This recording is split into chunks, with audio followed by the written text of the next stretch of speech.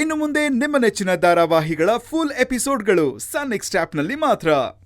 ಇದಕ್ಕೆ ಮೊದಲು ನನ್ನ ಮಗನ ಸುಳ್ಳು ಕೇಸ್ ಹಾಕಿ ಸ್ಟೇಷನ್ಗೆ ಕರ್ಕೊಂಡು ಹೋಗಿ ಚಿತ್ರಹಿಂಸೆ ಕೊಟ್ಟಿದ್ರು.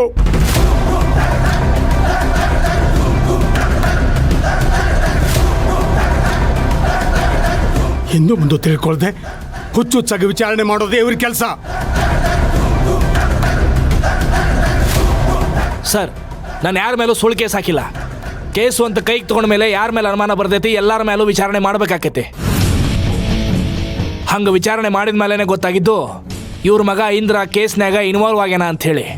ಬಟ್ ಪಾಪ ಇವ್ರು ಅದನ್ನೆಲ್ಲ ಮರ್ತು ಮಾತಾಡಕತ್ತಾರ ಅಂತ ಅನ್ಸಾಕತ್ತೈತಿ.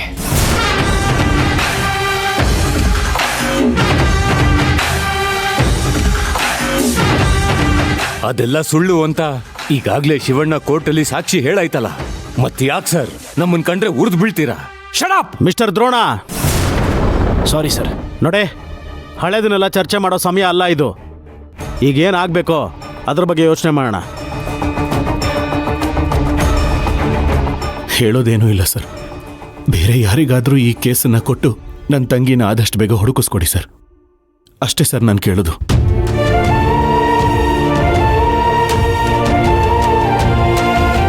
ಆದಷ್ಟು ಬೇಗ ಕ್ರಮ ತಗೊಳ್ಳಿ ಸರ್. ನೀವು ನಿಧಾನ ಮಾಡಿದಷ್ಟು ನನ್ನ ಸೊಸೆಗೆ ತೊಂದರೆ ಜಾಸ್ತಿ ಆಗುತ್ತೆ ಸರ್. ದಯವಿಟ್ಟು ಅವಳನ್ನ ಹುಡುಕೊಡಿ ಸರ್. ದಯವಿಟ್ಟು ನಿಮ್ಮ ಕೈ ಮುಗಿದು ಕೇಳ್ಕೊತೀನಿ ಸರ್.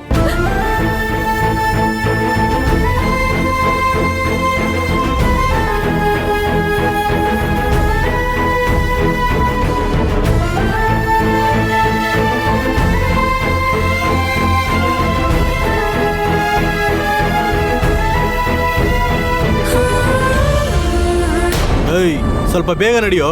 ಇವಳಿಗೆ ಪ್ರಜ್ಞೆ ಬರೋಕ್ಕಿಂತ ಮುಂಚೆ ಜಾಗ ಸೇರ್ಕೋಬೇಕು.